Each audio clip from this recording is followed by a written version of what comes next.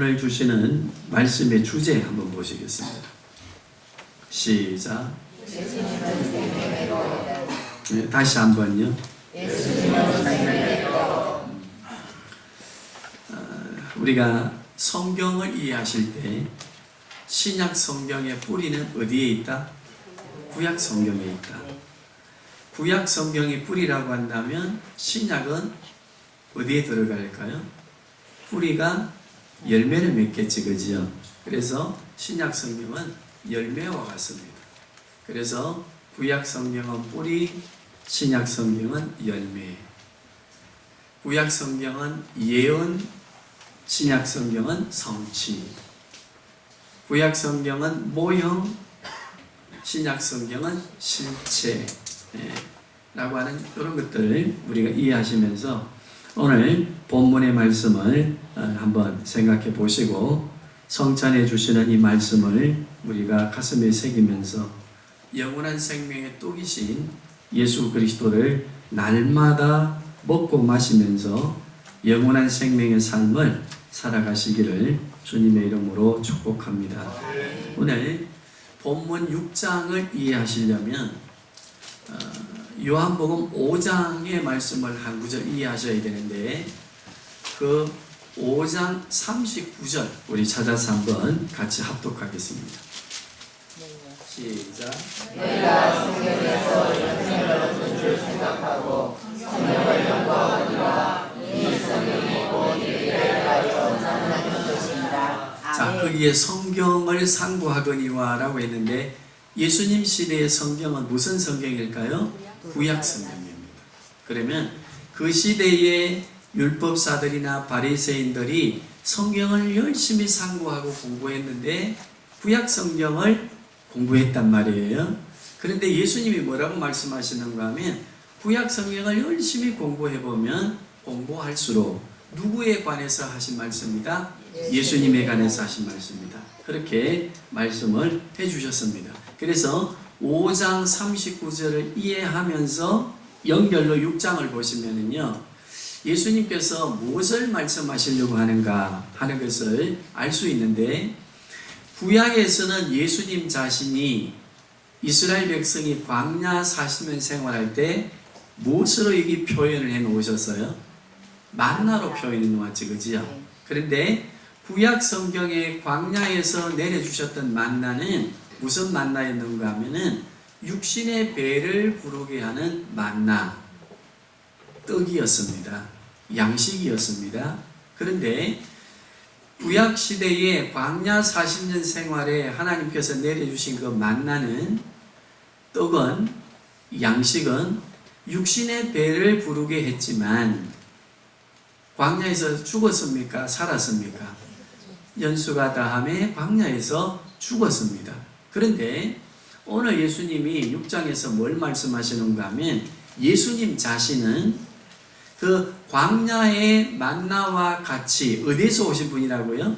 하늘에서 내려오신 분인데 하늘에서 내려오신 예수님은 무엇이라고 했습니까?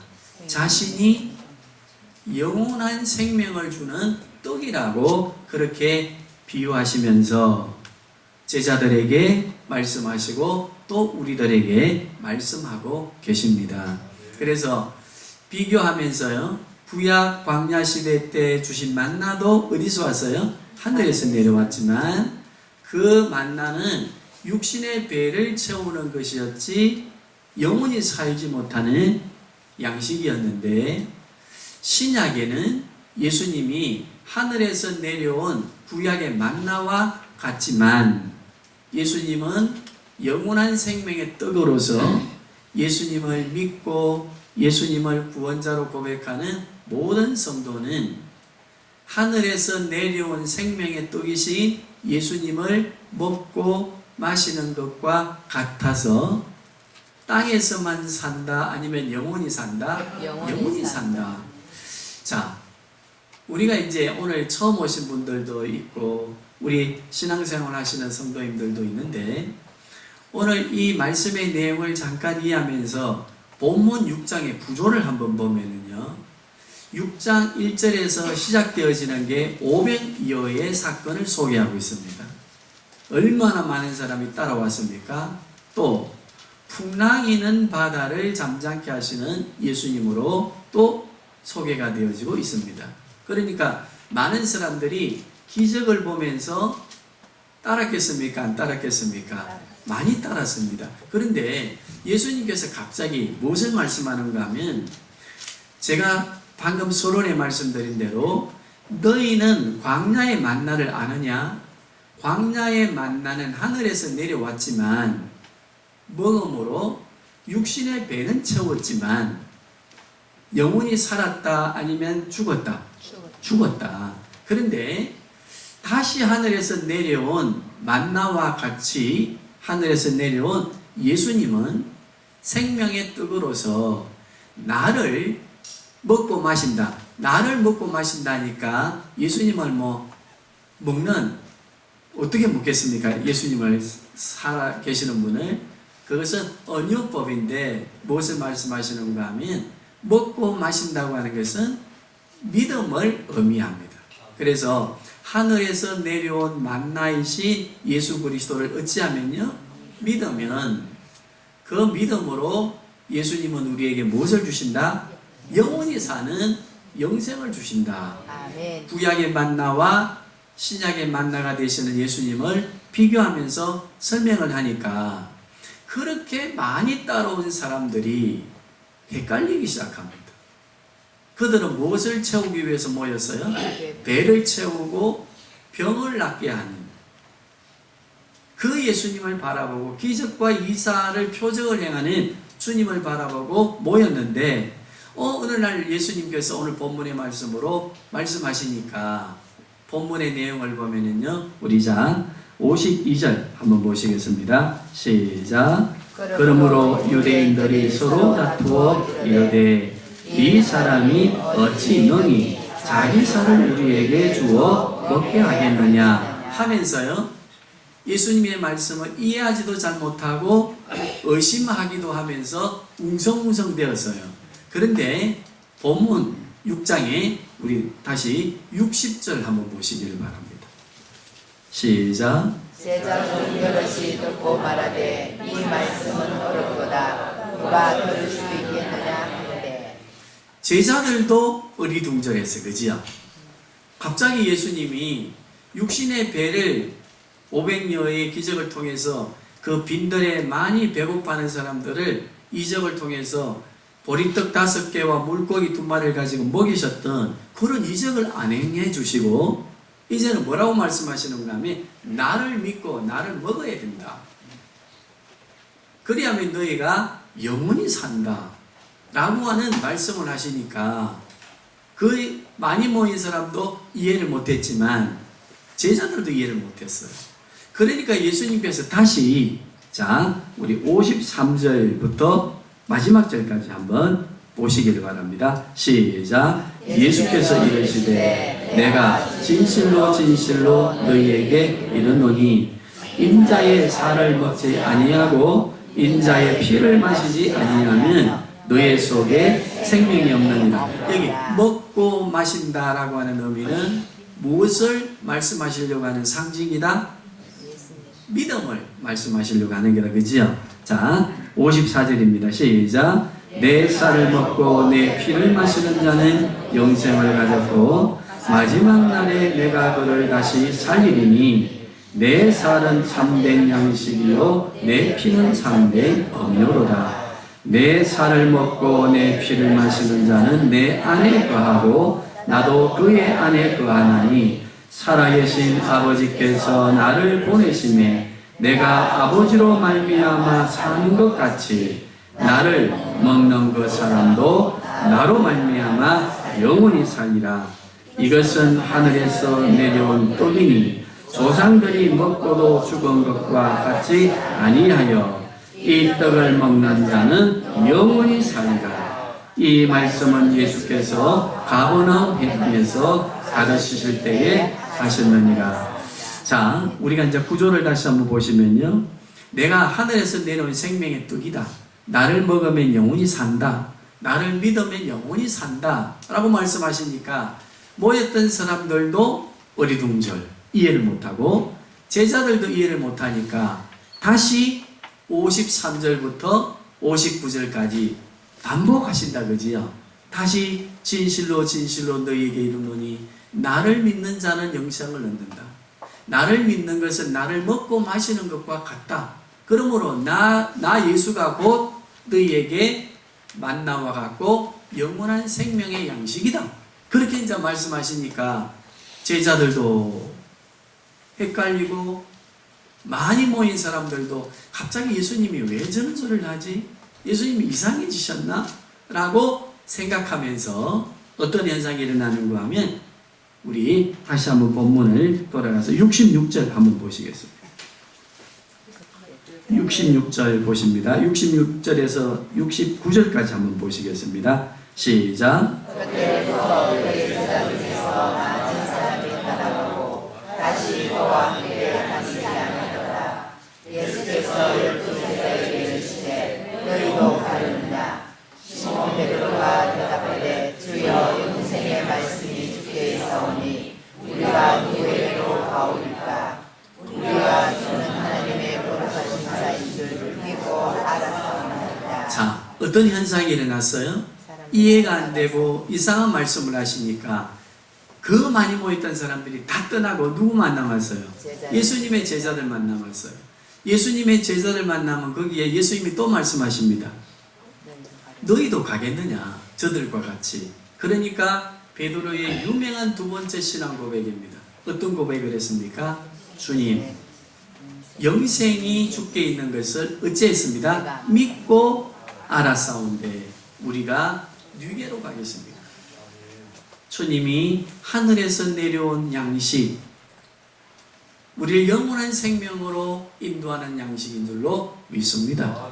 그러므로 우리는 다른 도로 세상의 양식을 구하러 가지 않겠습니다. 라고 하는 고백을 합니다. 자, 오늘 내용을 정리해 보면요, 우리 성도님들 오늘 거룩한 주의 성찬에 참여하면서 예수님께서 내 죄를 대속하신 것을 정말 믿음으로 받아들이는 예수님의 살을 기념하는 떡을 받고 예수님의 피를 기념하는 잔을 받으면서 우리도 먹고 마십니다. 누구를 먹고 마십니까? 예수님을 먹고 마십니다.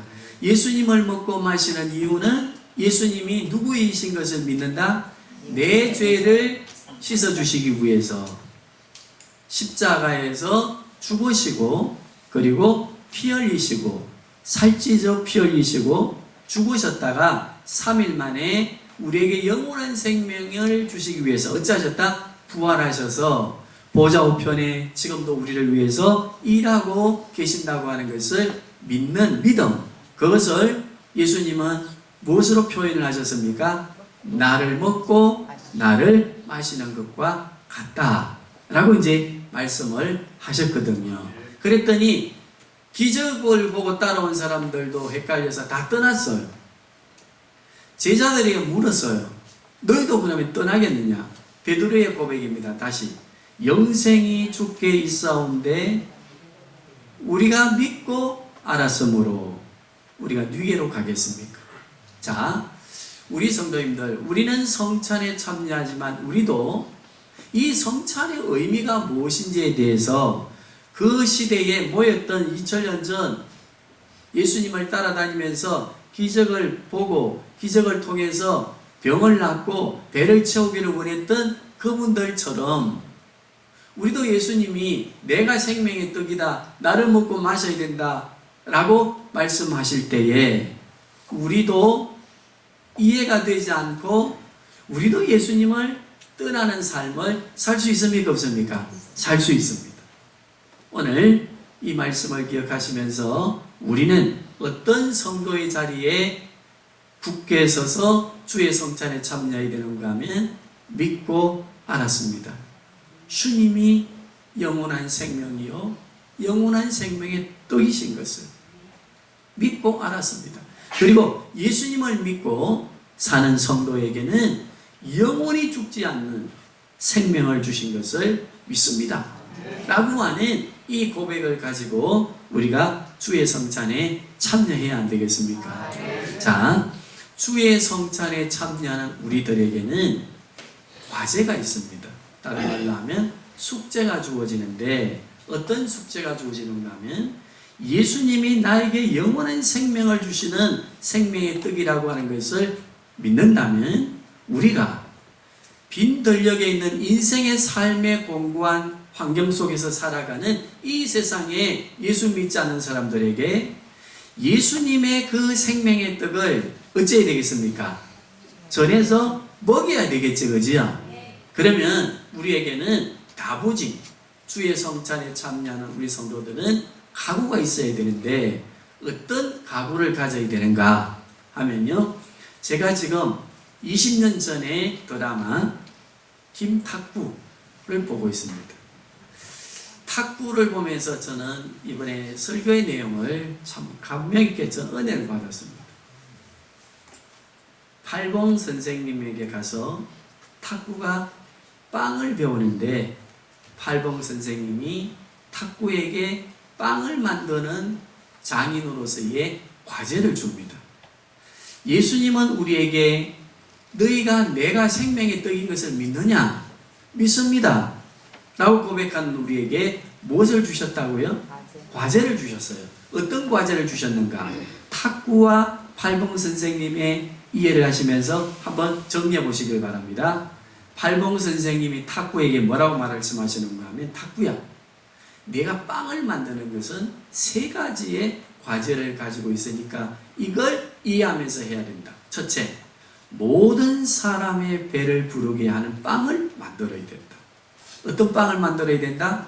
모든 사람을 배부르게 하는 빵을 만들어야 된다. 우리 성도님들, 예수님이 생명의 떡이신 것을 믿습니까?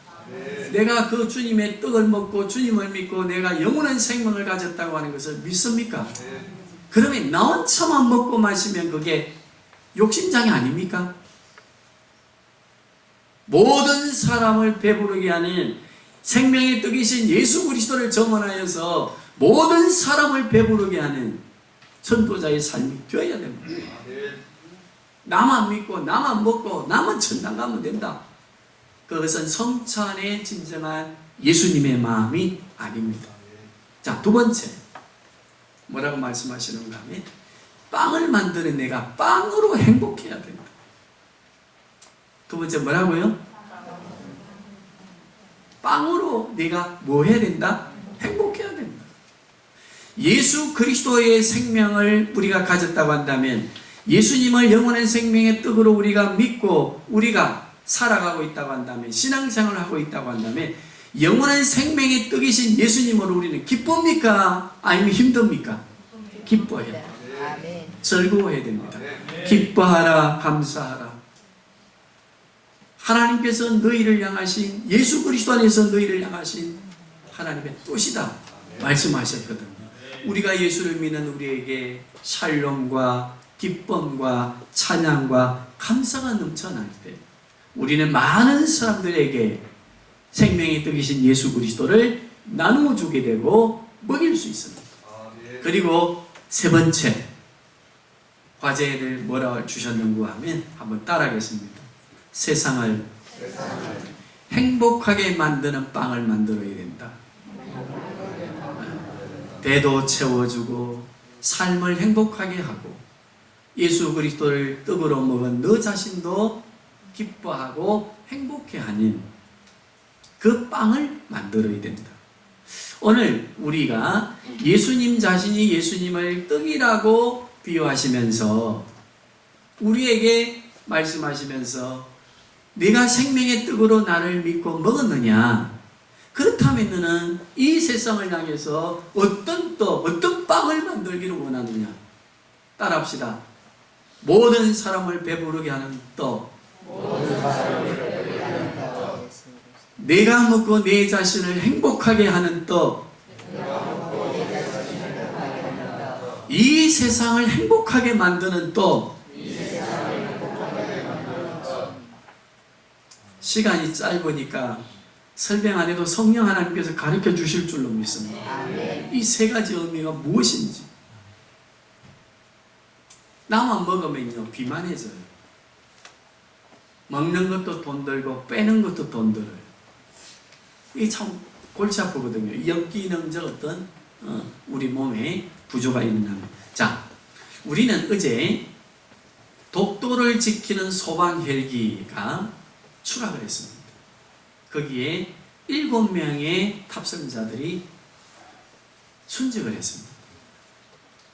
그런데 그 사연이 텔레비전을 통해서 보도가 됐는데 그 사연들이 유달스럽게 그날 추락사로 돌아가신 분들에게는 사연이 참 많았습니다. 그 중에 입사한 지 1년 되어진 소방관의 이야기를 매스컴을 통해서 소개를 했습니다. 부모님이 너 왜 그리 위험한 소방일을 그리 하려고 하노?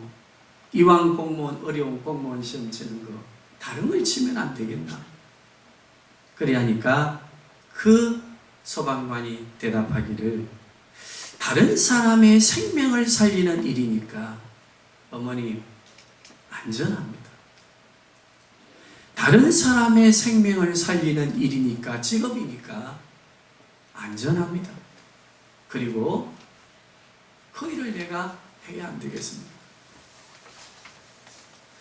설교를 준비하면서 저는 이 말씀을, 이 고백을 생각하면서 저 자신도 돌아보았습니다. 나는 목사의 일에 무엇을 위해 지금 목사 일을 하고 있는가? 힘들다고 생각하는 그 길을 왜 가니고 우리 어머니 얼마나 말렸는지 모릅니다. 그런데 지금 후회하지 않는 것은 부족하지만 예수 그리스도의 복음을 증언하고 가르치고 많은 분들에게 그리스도를 소개하는 이 목사의 길을 즐겁게 생각합니다. 그 소방관처럼 다른 사람의 생명을 살리는 일인데 위험하지 않습니다. 그리고 내가 이 일을 해야 안 되겠습니까? 우리 성도님들, 우리가 그리스도를 구주로 고백하고 생명의 떡이신 예수님을 믿고 정언하는 그 정언된 전도자의 길에 우리 고백이 있어야 됩니다. 어떤 고백입니까? 힘들고 십자가의 길이고 박해와 핍박이 있는 길이지만 알아주지 않고 다른 사람은 이해가 되지 않는 길이지만 이 길이 무슨 길입니까? 많은 사람을 살리는 길입니다. 배부르게 합니다. 영생의 떡을 먹게 합니다. 그리고 행복하게 만드는 이 일 누가 해야 되겠습니까? 내 자신이 해야 될 줄로 믿습니다. 교도소에 미국의 통계입니다. 들어간 청소년들과 성인들, 남자들을 중심으로 또 여성 죄수들을 중심으로 통계를 낸 통계 내용이 무엇인가 하면 왜 교도소로 오게 되었습니까? 라고 하는 거기에 체크란을 쭉 해서 체크리스트를 가지고 통계를 내었더니 재미있는 통계가 나왔습니다. 어떤 게 나왔는가 하면 부모님에게 너는 안 돼. 너 하는 꼬라지 보니까 너는 막 빌어먹는 사람도 안 돼. 또 심각한 너는 그리하면 갈 곳은 교도소밖에 없어.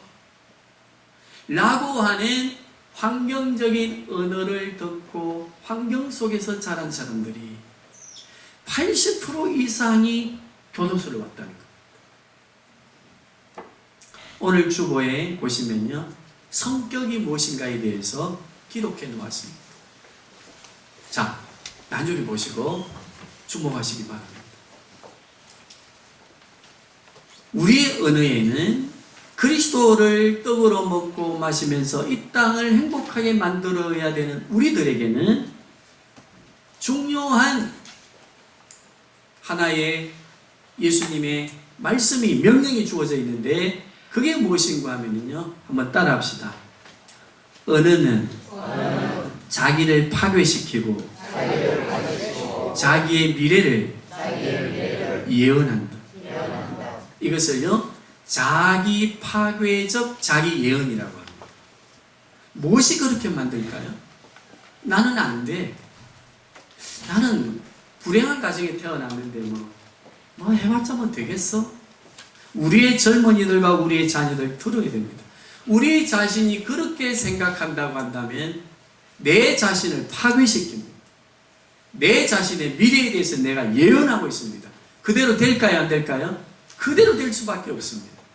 우리의 언어는 우리의 뇌가 기억하는 정말 그 뇌를 기억시키는 데에 언어만큼 중요한 게 없습니다. 그러면 우리의 언어는 우리 자신을 뭐 하기도 하고요? 파괴시키기도 하고 우리의 미래를 어찌하기도 하고 예언하기도 합니다. 그러므로 우리의 언어가 우리의 뇌에 기억된 대로 우리를 파괴시키고 우리의 미래를 예언해 간다면 우리를 끌고 다니는데 우리가 그리스도인으로서 이 세상을 행복하게 바꿔야 될 사람들로서 예수님을 믿는 믿음으로 우리가 행복해하는 성도로서 우리가 많은 사람들에게 그리스도의 복음을 전언해서 생명의 떡이신 예수님을 먹이고 그들을 영생의 길로 인도해야 되는 우리에게 주어진 언어, 축복의 언어로 바꾸시기 바랍니다. 아멘. 안 돼. 네가 뭐 하겠어? 성적권이 서울은커녕 어디도 안 되겠다. 예를 들면 우리의 부모님들, 우리 자신들이 오늘 생명의 떡이신 예수 그리스도를 먹고 마시고 또 주의 성찬에 참여하는 우리가 다른 것보다는 이 세상을 행복하게 해야 됩니다. 나도 행복해야 됩니다. 많은 사람을 배부르게 해야 됩니다. 무엇으로 하겠습니까?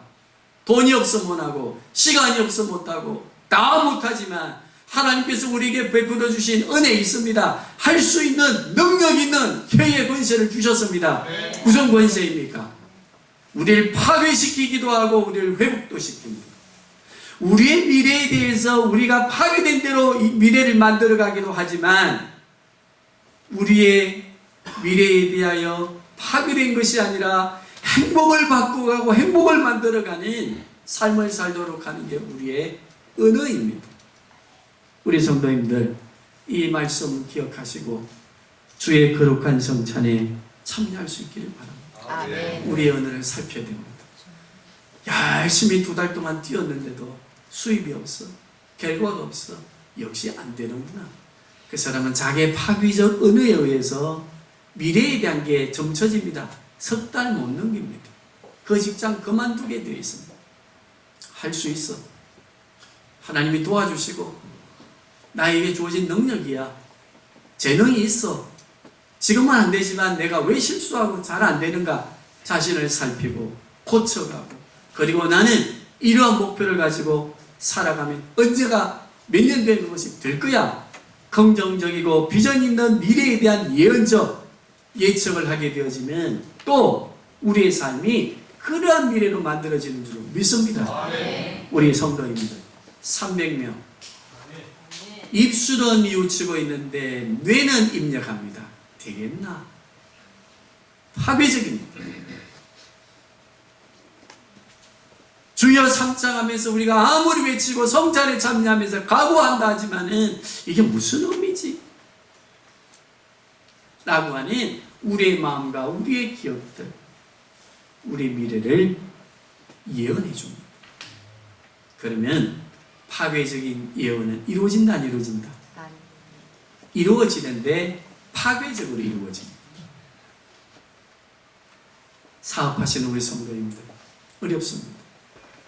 가정의 생활 어렵습니다. 경제 어렵습니다.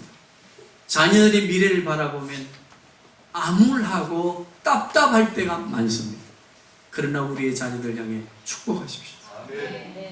우리의 자녀를 향해서 기도하십시오. 우리의 성도들의 사업장과 직장과 가정을 위해서 우리가 정말 기도의 모임을 통해 뜨겁게 우리의 미래를 만들어갈 때에 약속하신 은혜하게 복을 누리게 된 줄로 믿습니다. 주님 말씀하셨습니다. 고린도전서 11장 성찬의 말씀. 내가 올 때까지 나를 기념하라. 기념하라고 하는 말은 과거형이 아닙니다. 현재 진행 동사입니다. 주님이 오실 때까지 그리고 영원토록 너희는 나를 기억하라. 나를 생명의 떡으로 먹는다면 은행심사와 삶의 모든 구조 안에 하나님의 형상을 회복하고 믿음의 언어를 말해라. 그리고 믿음의 언어의 말로 너의 미래를 만들어 가라. 주님이 주신 말씀입니다.